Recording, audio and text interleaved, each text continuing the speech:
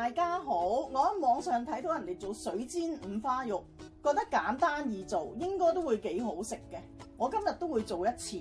我呢度係新鮮嘅豬腩肉600克。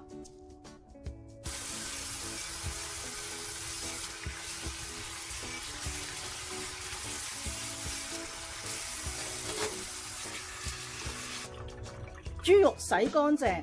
如果你個豬肉係急凍嘅，可以出一出水；如果係新鮮或者優質嘅咧，就唔需要出水噶啦。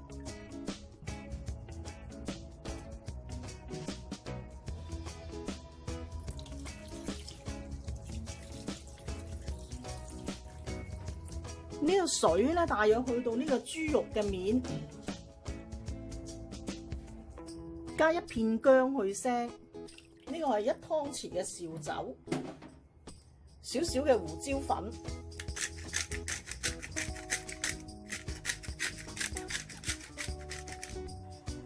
頭先我係落咗半茶匙嘅鹽，但係影唔到。滾咗之後轉中火煮20分鐘。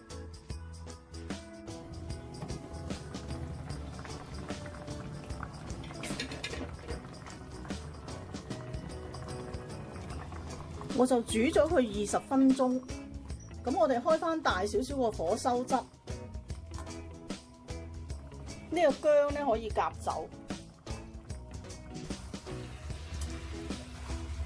收到呢啲水差不多乾嘅時候咧，我哋轉翻個細火去收，太大火咧就可以整燶佢。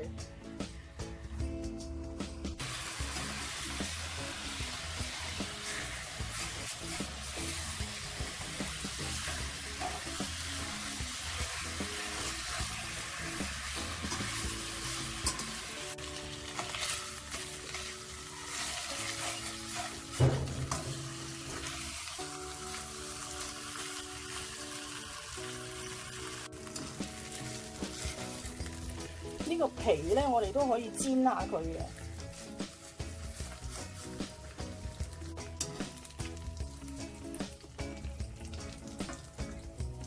煎到你認為理想個金黃程度咧，就可以拎出嚟切咗佢。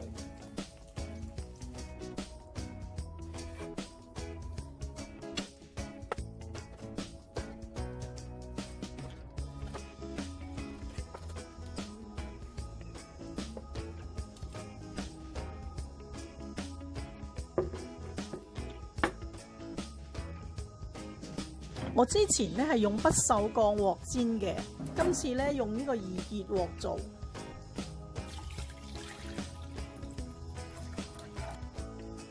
俾少少薑、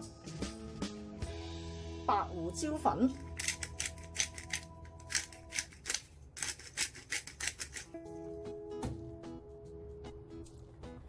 適量鹽。